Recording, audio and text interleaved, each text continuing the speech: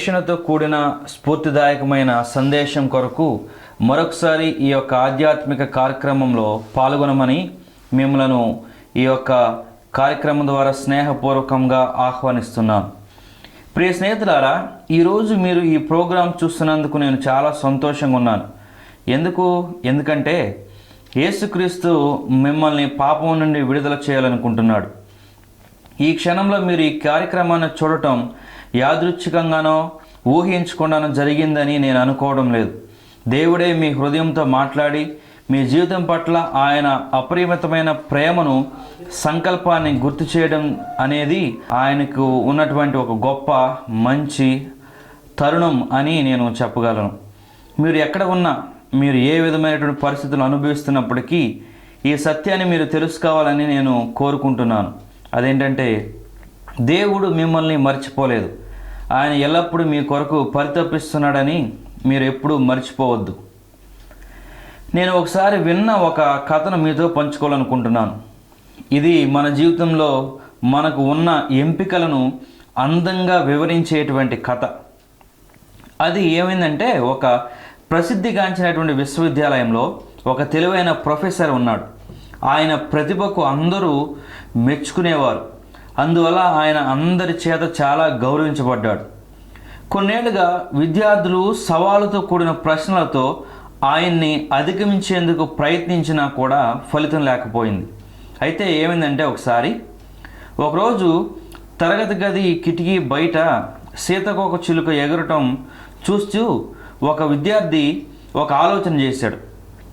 అప్పుడు ఆ విద్యార్థి ఏం చేశాడంటే, ఆ సీతకోక చిలుకను పట్టుకొని జాగ్రత్తగా తన యొక్క చేతుల్లో బంధించాడు. బంధించి కొంటిగా నవ్వి తన ప్రొఫెసర్ దగ్గరికి వెళ్ళి, సార్, మిమ్మల్ని నేను ఒక ప్రశ్న అడగాలి. నా చేతుల్లో ఇప్పుడు ఒక సీతకోక చిలుక ఉంది. అయితే ఆ సీతకోక చిలుక ఇంకా బ్రతికే ఉందా లేకపోతే చనిపోయిందా అని అడిగాడు. ఇక్కడ విద్యార్థి ఒక తెలివైన ట్రిక్ ప్రయత్నం చేశాడని మనం చెప్పొచ్చు. ఇక్కడ సీతకోక చిలుక బ్రతికే ఉందని గనక వాళ్ళ టీచర్ చెబితే, ఆ బాలుడు దాన్ని నలిపేయాలని ప్లాన్ చేసి ప్రొఫెసర్ తప్పు అని నిరూపించడానికి ప్రయత్నం చేస్తాడు. లేదా చనిపోయింది అని గనక ఆ యొక్క టీచర్ చెబితే, ఆ విద్యార్థి ఏం చేస్తాడంటే తన చేతిని తెరచి సీతకోక చిలుకను బయటకు వదిలేస్తాడు. అందువలన మరలా ప్రొఫెసర్ తప్పు అని నిరూపించబడుతుంది. కాబట్టి తెలివైనటువంటి ఆ టీచర్ బాగా ఆలోచన చేసి ఇలా అన్నాడు, చూడు బాబు, సమాధానం నీ చేతుల్లోనే ఉంది. ఆ సీతకోక చిలుకకు జీవన్మరణాలు ఇచ్చే శక్తి నీకు మాత్రమే ఉంది అని అన్నాడు. ఎంత భావంతో కూడినటువంటి సమాధానం చెప్పాడో చూసారా? ఇందులో చాలా లోతైన అర్థం ఉంది, భావం కూడా ఉంది కదా. కథలోని విద్యార్థి వలనే మీరు మరియు నేను మన చేతుల్లో ఒక ఎంపికను కలిగి ఉన్నాం. అవేంటంటే, జీవితం మరియు మరణం మధ్య తీసుకునేటువంటి ఎంపిక, అలాగే స్వేచ్ఛ మరియు నిర్బంధం అనేటువంటి విషయాల మధ్య తీసుకునేటువంటి ఎంపిక. ప్రతిరోజు మనం తీసుకునే నిర్ణయాలు మన జీవితాలను, ఆత్మలను, నిత్యత్వాన్ని మనకు అందించగలవు. ఈరోజు నేను మీకు ఒక నిజంగా అద్భుతమైనటువంటి విషయాల్ని చెప్పాలనుకుంటున్నాను. అదేంటో చెప్పనా? యేసుక్రీస్తు మనకు స్వేచ్ఛను ప్రసాదించాడు. ఎంతోమంది బందీలుగా ఉండేటువంటి పాపం, అపరాధ భావం, అవమానం అనేటువంటి కారాకార ద్వారాలని తెరవగలిగినటువంటి ఒకే ఒక్క వ్యక్తి ప్రభు అయినటువంటి యేసుక్రీస్తు. కొంతకాలం క్రితం నేను పరాగ్వే అనేటువంటి ప్రాంతంలో ఒక కారాగారం, ఒక జైల్లో వెళ్ళి అక్కడ ఉన్నటువంటి కొంతమంది వ్యక్తులతో నేను మాట్లాడుతూ ఉన్నాను. అక్కడ దేవుళ్ళలో మనకున్నటువంటి నిరీక్షణ, ఆయన ఇచ్చేటువంటి రక్షణ గురించి నేను వాళ్ళతో చర్చించుకుంటూ ఉన్నాను. అయితే వాళ్ళలో నేను ఒక ఖైదీతో ఈ విధంగా చెప్పాను, బాబు, మీరు బంధించబడి ఖైదీలుగా ఉన్నారని అనుకుంటున్నారేమో, కానీ చెప్పాలంటే ఒక రకంగా మనమంతా ఖైదీలమే. మనలో ప్రతి ఒక్కరూ పాపం యొక్క జైలు గదిలో చిక్కుకున్నటువంటి వారమే. అయితే యేసుక్రీస్తు దాని తాళం చెవిని కలిగి ఉన్నాడు. అదేంటో చెప్పనా? అదే ఆ శిలువపై ఆయన చేసిన బలియాగం. అక్కడ ఆయన మనల్ని విడిపించడానికి మనందరి కొరకు తన యొక్క విలువైన ప్రాణాన్ని పెట్టి చనిపోయాడు. అలాగే తిరిగి 3వ దినాన సజీవంగా పునరుద్ధానుడయ్యాడు. యోహాను సువార్త 8వ అధ్యాయము 32వ వచనంలో యేసుక్రీస్తు ఈ విధంగా చెప్పారు, సత్యము మిమ్మును స్వతంత్రులుగా చేస్తుంది. అయితే ఇందులో సత్యం ఎంత? నిజం ఏంటంటే దేవుడు మిమ్మల్ని మరియు నన్ను తన స్వరూపము సృష్టించాడని బైబిల్ సెలవిస్తుంది. ఎందుకంటే ఆయన మనతో సహవాసాన్ని కోరుకుంటాడు. ఆకాశము, భూమి, జంతువులు, చెట్లు, ఆకాశంలోని నక్షత్రాలు, ఇలా సమస్తం సృష్టిలో ఉన్నప్పటికీ దేవుడు తన పోలికలో మానవాళిని మాత్రమే సృష్టించాడని బైబిల్ సెలవిస్తూ ఉంది. ఎందువల్ల అంటారు? ఎందుకంటే ఆయన మనిషిని గాఢంగా ప్రేమించాడు కాబట్టి, అలాగే ఆ మనిషితో సహవాసాన్ని ఆయన కలిగి ఉండాలని ఆశించాడు కాబట్టి, ఆయనతో మనం నడవాలని ఆయన మన నుంచి ఆశించాడు కాబట్టి, పరిపూర్ణ సామరస్యానికి స్వేచ్ఛకు నిలమైన ఏదైనా తోటలో నివసించిన మొదటి మానవులైన ఆదాము హవ్వలు గురించి బైబిల్ ప్రస్తావిస్తుంది. ఆదికాండం 1వ అధ్యాయంలో నుంచి మనము కొద్దిగా చదువుకుంటూ వెళ్తే మనం అక్కడ చూడొచ్చు. అక్కడ చూసినట్లయితే అది సృష్టికి ప్రారంభం. ఆ సమయంలో బాధలు లేవు, చావు లేదు, యుద్ధాలు, రోగాలు, శాపాలు, పాపాలు, భయాలు, ఆందోళన అనేటువంటివి ఏవి కూడా లేవు. మనం ఈ రోజు చూస్తున్న ఏ విధమైన గందరగోళం ఆ రోజులో లేదు. ఎందుకంటే అప్పటికి పాపం ఇంకా మానవ జాతిలో ప్రవేశించలేదు. చెప్పాలంటే ఆ ఏదైనా తోట ఒక పరిపూర్ణమైనటువంటి ప్రదేశం. అయితే అక్కడ ప్రేమ అనే దాని గురించి ఒక విషయం చెప్పాలి. ఏంటంటే ఎవరైనా ప్రేమ గురించి ప్రస్తావించినప్పుడు ప్రేమ అనేది ఒక ఎంపిక. అంటే ఇతరులని ప్రేమించాలో లేదో అది నా ఇష్టపూర్వకంగా జరగాలి. అతన్ని నాకు ఇష్టమైతే నేను ప్రేమిస్తాను, లేకపోతే మానుకుంటాను. ఆయన నన్ను ఎవరు కూడా నన్ను బలవంతం చేయరు. అలాగే మన ఇళ్ళలో కూడా మన పిల్లలు మనల్ని ప్రేమించాలి అని మనం ఆశిస్తాం. కానీ మనల్ని ప్రేమించాలా లేదన్నది వాళ్ళ యొక్క ఇష్టపూర్వకంగానే. మనం బలవంతం చేసినా కానీ ప్రేమ అనేది ఖచ్చితంగా జరగదు, ఇష్టపూర్వకంగా జరిగితే తప్ప. అలాగే అవ్వ ఆదామును చేసి దేవుడు వాళ్ళని నన్ను ప్రేమించండి అని అన్నాడు. ఆ విధంగా వాళ్ళకి ఎంపికనిచ్చాడు. కానీ వాళ్ళు ఏం చేశారు? దేవుని పట్ల విధేయత మరియు మంచి జీవితాన్ని కోరుకోకుండా అవిధేయతను, శాశ్వత కాలమైన మరణాన్ని కొని తెచ్చుకున్నారు వాళ్ళ ప్రాణం మీదకి. సృష్టి ప్రారంభంలో దేవుడు ఒక విషయం చెప్పాడు. ఏమన్నాడంటే, ఈ యొక్క సృష్టిలో ఉన్న సమస్తాన్ని తినొచ్చు, కానీ ఆ యొక్క మంచి చెడులు తెలివినిచ్చు చెట్టు పండు మాత్రం తినొద్దయా, అది మీకు శాపాన్ని తీసుకొస్తుందని చెప్పాడు. అయితే వాళ్ళు ఏదైతే వద్దు అని దేవుడు చెప్పాడో దానినే వాళ్ళు చేశారు. వాళ్ళు దానికి భిన్నంగా, దేవుడు చెప్పిన దానికి భిన్నంగా చేసి, అపవాది ఎప్పుడైతే ఒక సర్పం రూపంలో దేవునిపైనే అనుమానాన్ని సృష్టించాడో ఆ యొక్క మాటలకే హవ్వ ప్రలోభపడిపోయింది. అపవాది ఆ విధంగా ప్రలోభపెట్టి తోటలోని ఆ చెట్టు పండును తినకూడదని దేవుడు నిజంగా చెప్పాడా? చూడండి అది ఎంత అందంగా ఉందో, తింటే చాలా రుచిగా ఉంటుంది, ఒకసారి తినొచ్చు కదా అని వాళ్ళని మోసపూరితంగా వాళ్ళని భ్రమపెట్టింది. అది చాలా అందంగా ఉంది చూడండి అని వాళ్ళని మోసం చేసింది. ఆ యొక్క మాటలకి మోసపోయిన హవ్వ ముందు తను ఆ యొక్క పండును తిని కొంత భాగం ఆదాము కూడా ఇచ్చింది. కాబట్టి ఆయన కూడా తిన్నాడు. ఆ క్షణంలోనే దేవునితో వారికి సంబంధం తెగిపోయింది. తద్వారా పాపంలోకి, ఈ యొక్క లోకంలో ఉన్న మానవుడు ప్రతి ఒక్కరూ కూడా పాపంలోకి మనం ప్రవేశించాం, పాపంలో పడిపోయాం. సమస్త మానవాళికి పాపం అనేటువంటి ఒక జబ్బు అంటుకుంది. బైబిల్ గ్రంథాన్ని మనం పరిశీలించినట్లయితే యెషయా 59వ అధ్యాయము 2వ వచనంలో పాపం మనలను దేవుని నుంచి వేరు చేస్తుంది అని ప్రస్తావించడం మనం గమనించవచ్చు. మీ దోషములు మీకును మీ దేవునికి అడ్డంగా వచ్చెను, మీ పాపములు ఆయన ముఖమును మీకు మరుగుపరిచెను గనుక ఆయన ఆలకింపుకున్నాడు అని ప్రస్తావించబడింది. ఆ రోజు నుంచి పాపం తరతరాలుగా ప్రతి మనిషికి ఒక వ్యాధిలా సోకుతూనే ఉంది, ఒక వ్యాధిలా వ్యాపిస్తూనే ఉంది. ఇది చెప్పాలంటే క్యాన్సర్ కంటే ఘోరమైంది, ఎయిడ్స్ కంటే కూడా ప్రమాదమైంది, కోవిడ్-19 కంటే కూడా అత్యంత ప్రమాదకరమైనటువంటిది. వాటికి ఈరోజు కాకపోతే రేపు అయినా కానీ ఒకవేళ మందు దొరుకుతుందేమో, కానీ ఈ పాపం అనేటువంటి మందును మనుషులుగా మనము తయారు చేసుకోలేం, దేవుడు మాత్రమే ఇవ్వగలడు. ఒకవేళ ఈ వ్యాధి సోకినప్పటికీ అది శరీరాలకు మాత్రమే, కానీ పాపం అనేది ఆత్మలకు చెందినది. అది శాశ్వత కాలం మనల్ని నాశనానికి నడిపిస్తుంది. రోమిల పత్రిక 3వ అధ్యాయం 23లో ఈ విధంగా చెప్పబడింది: ఏ భేదమును లేదు, అందరూ పాపం చేసి దేవుడు అనుగ్రహించే మహిమను పొందలేకపోతున్నారు. మన జీవితంలో మన యొక్క ప్రతి చెడ్డ కార్యాలు, అంటే అబద్ధం చెప్పడమో, స్వార్థపూరితంగా ఏదైనా పనిని చేయటమో, అపవిత్రమైనటువంటి ఆలోచన చేయటం లాంటివి, ఇవన్నీ కూడా పరిశుద్ధ దేవుని నుండి మనలను వేరు చేసేటువంటి పాపాలుగా మనం గమనించాలి. ఈరోజు చూస్తున్న మీలో చాలామందికి అలాంటి ఒక రకమైనటువంటి భారం, ఒక ఆందోళన, బాధ మీకు మనసులో ఉందని అనిపించవచ్చు. మీ హృదయం కొన్నిసార్లు ఖాళీ అయిపోయినట్లుగా, విరిగి నలిపినటువంటి స్థితిలో ఉన్నట్లుగా, ఒక అపరాధం భావంతో మీరు చిక్కుకున్నట్లుగా అనిపించవచ్చు.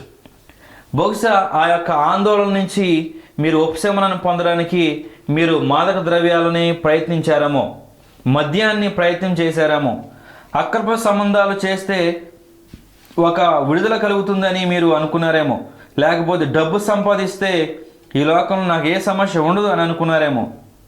కానీ చెప్పాలంటే ఇవి ఏవి కూడా మీ హృదయంలో మనశ్శాంతిని ఇవ్వలేవు, అలాగే మిమ్మల్ని సంతృప్తి పరచలేవు. యేసుక్రీస్తు యోహాను సువార్తలో 10వ అధ్యాయం 10వ వచనంలో ఈ విధంగా అన్నారు: గొర్రెలకు జీవము కలుగుటకును అది సమృద్ధిగా కలుగుటకును నేను వచ్చితినని మీతో నిశ్చయముగా చెప్పుచున్నాను అని ప్రస్తావించాడు. మీ ఆత్మ కోరుకునే సమృద్ధి జీవితాన్ని యేసుక్రీస్తు మాత్రమే ఇవ్వగలడు. ఆయన మిమ్మల్ని ఎంతో ప్రేమిస్తున్నాడు. మిమ్మల్ని రక్షించడానికి ఆయన గొప్ప ప్రాణత్యాగాన్ని ఆ కలువరి శిలువలో చేశాడు. రోమపత్రిక 6వ అధ్యాయం 23లో ఈ విధంగా చెప్పబడింది: ఏలయనగా పాపం వలన వచ్చు జీతం మరణం, అయితే దేవుని కృపావరము మన ప్రభువైన క్రీస్తు యేసునందు నిత్య జీవం. దేవుని కుమారుడైన యేసుక్రీస్తు పరలోకంలోని తన సింహాసనాన్ని విడిచి భూమి మీదకు వచ్చాడు. ఆయన కన్యమరియ ద్వారా జన్మించి ఒక పరిపూర్ణమైన పాపరహిత జీవితాన్ని గడిపాడు. ఆయన భూమి మీద ఉన్న కాలంలో లెక్కలేనని అద్భుతాలు చేశాడు. రోగుల్ని స్వస్థపరిచాడు, అందులకి చూపునిచ్చాడు, కుంటివారిని నడిచేలా చేశాడు, చివరికి చనిపోయిన వారిని కూడా తిరిగి లేపాడు. కానీ నీకోసం, నా కోసం ఆయన వీటన్నిటికంటే అతి పెద్ద, అతి గొప్ప కార్యాన్ని చేశాడు. ఏంటో చెప్పనా? మనందరి కోసం తన యొక్క ప్రేమని, ఆప్యాయతని సూచించే విధంగా ఆ యొక్క సిలువలో నువ్వు నేను చనిపోవలసిన స్థానంలో తను చనిపోయి మనకి విడుదలను దయచేశాడు. యేసుక్రీస్తు సిలువపై మన పాపాలకు శిక్షను భరించాడు. అందుకని 1 యోహాను పత్రిక 4వ అధ్యాయం 10వ వచనంలో ఇలా ప్రస్తావించబడింది: మనము దేవుని ప్రేమించితమని కాదు, తానే మనల్ని ప్రేమించి మన పాపములకు ప్రాయశ్చిత్తమై ఇండుటకు తన కుమారుని పంపెను. ఇందులో ప్రేమయున్నది. యేసుక్రీస్తు తన మరణం ద్వారా దేవుని కోపాన్ని తీర్చి మనం ఆయనతో సహవాసాన్ని కుదుర్చుకోవడానికి ఒక రాజమార్గాన్ని ఏర్పాటు చేశారని మనం చెప్పవచ్చు. యేసుక్రీస్తు సిలువ వేయబడిన 3 రోజుల తర్వాత పాపం అలాగే మరణం లాంటి విషయాలపై విజయాన్ని రుజువు చేస్తూ, రూఢీపరుస్తూ 3వ దినాన్న పునరుద్ధానుడై మృతుల్లో నుంచి సజీవుడుగా లేచాడు. ఈరోజు ఆయన సజీవంగా ఉన్నాడు. మరియు ఆయన మీకు, నాకు నిత్య జీవాన్ని బహుమతిగా ఇవ్వడానికి సిద్ధంగా ఉన్నాడు.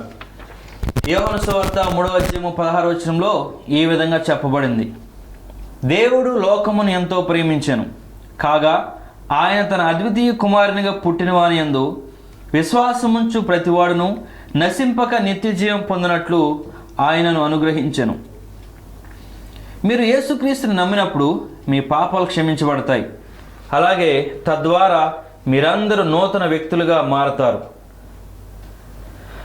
బైబిల్లో 2వ కొరింథీయులకు రాసిన పత్రిక 5వ అధ్యాయం 17వ వచనంలో ఈ విధంగా చెప్పబడింది: కాగా ఎవడైనను క్రీస్తు నందున్న ఎడల వాడు నూతన సృష్టి, పాతవి గతించెను, ఇదిగో క్రొత్తవాయను.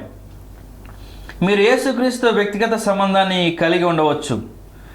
ఈ యొక్క సాయంత్రకాల సమయంలోనే ఆయనను కనుక మీ హృదయంలోకి స్వీకరిస్తే ఆయన ఎల్లప్పుడూ మీ హృదయంలో వచ్చి నివసించడానికి సంసిద్ధంగా ఉన్నాడు. మీ జీవితాన్ని కట్టడానికి సిద్ధంగా ఉన్నాడు. మీ యొక్క మానసిక పరిస్థితిని స్వస్థపరచడానికి సిద్ధంగా ఉన్నాడు. మీకు కుటుంబాన్ని సరైన రీతిలో పెట్టడానికి సిద్ధంగా ఉన్నాడు.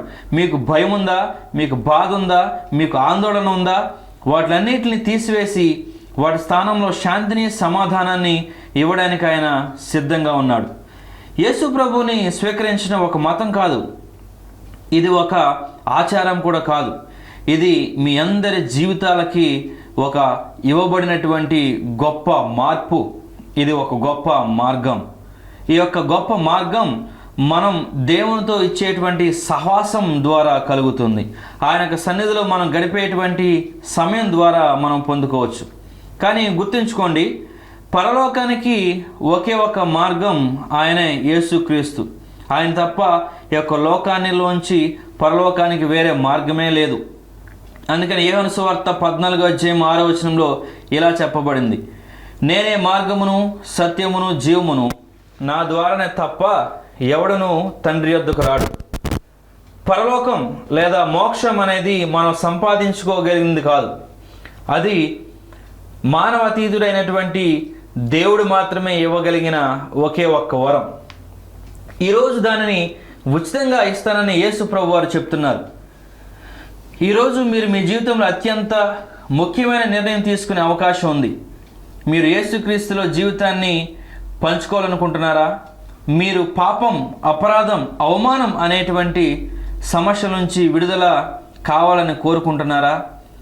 ఆయనను స్వీకరించదలిస్తే మిమ్మలను ఇప్పుడే నాతో కూడా ఈ యొక్క ప్రార్థనలో ఏకీభవించమని మిమ్మల్ని ఆహ్వానిస్తున్నాను. దయచేసి ఒక విషయం గమనించండి. అయితే ఈ ప్రార్థన మిమ్మల్ని పరలోకం తీసుకువెళ్ళదు. యేసుక్రీస్తు మాత్రమే పరలోకానికి తీసుకువెళ్ళగలడు. కాకపోతే ఈ ప్రార్థన ఆ యేసుక్రీస్తు దగ్గరకు మిమ్మల్ని దగ్గరగా చేరుస్తుంది. కాబట్టి నాతో ఈ యొక్క ప్రార్థనను చేయమని మిమ్మల్ని ఆహ్వానిస్తున్నాను. కళ్ళు మూసుకోండి, ప్రార్థన చేసుకుందాం. ప్రియమైన దేవా, నేను పాపిని అని నాకు తెలుసు. కానీ నా పాపముల కొరకై సిలువపై మీరు మరణించి అలాగే సమాధి నుండి తిరిగి 3వ దినాన్న మీరు సజీవులుగా పునరుద్ధానుడై లేచారని నేను నమ్ముతున్నాను. ప్రియమైన తండ్రి, మీ కుమారుడిని నా కొరకు చనిపోవడానికి పంపించారని నేను విశ్వసిస్తున్నాను. ప్రభువైన యేసు, నా హృదయంలోనికి, నా యొక్క మనసులోనికి మీరు రండి. నన్ను మీ జీవంలోనికి నడిపించండి. నా పాపాలన్నిటిని క్షమించి నా యొక్క దోషాలను తుడిచేయమని నేను మిమ్మల్ని ప్రార్థిస్తున్నాను. నా కోసం మీ జీవితాన్ని అర్పించినందుకు ధన్యవాదాలు. విశ్వాసం చేత నా ప్రాణమును మీకు అర్పించుచున్నాను. ఈ క్షణం నుండి మీ మహిమ కొరకే నా జీవితాన్ని ఉపయోగించుకోమని యేసుక్రీస్తు నామములో ప్రార్థిస్తున్నాను. ఆమెన్. మీరు ఈ ప్రార్థన చేసినట్లయితే నేను మిమ్మల్ని అందరిని బట్టి చాలా సంతోషిస్తున్నాను. ఈరోజు దేవుడు మిమ్మల్ని బట్టి పరలోకంలో దేవుడు చాలా సంతోషిస్తాడని మీకు తెలియజేయడానికి నేను సిద్ధంగా ఉన్నాను. మీరు పొందుకున్న రక్షణ బట్టి దేవదూతలు కూడా సంతోషిస్తారని బైబిల్ సెలవిస్తూ ఉంది. అయితే మీరు పొందుకున్నటువంటి ఈ యొక్క యేసుక్రీస్తు అనేటువంటి అనుభవాన్ని మాతో కూడా మీరు పంచుకోవచ్చు. ఇంకా మీకేమైనా దేవునిలో ఎదగడానికి అనుమానాలు లేదా సలహాలు, సూచనలు అవసరమైతే మేము మీకు సహాయం చేయడానికి ఎల్లప్పుడూ సంసిద్ధంగా ఉంటామని తెలియజేస్తున్నాం. ఈ స్క్రీన్పై కనిపిస్తున్న ఫోన్ నెంబర్ కానీ లేకపోతే ఈమెయిల్కు కానీ మాకు కాంటాక్ట్ అయ్యి మీ యొక్క ఆధ్యాత్మిక జీవితంలో మీరు పొందుకున్నటువంటి అనుభవాలను, మీకు అవసరమైనటువంటి సలహాలను మా ద్వారా మీరు తీసుకోవచ్చని ఈ యొక్క సాయంత్రకాల సమయంలో మీకు తెలియజేస్తున్నాను. మరలా ఇదే విధంగా దేవుని యొక్క వాక్య ధ్యానంతో కలుసుకునేంత వరకు దేవుడు మనకందరికీ తోడైండి నడిపించునుగాక. ఆమెన్.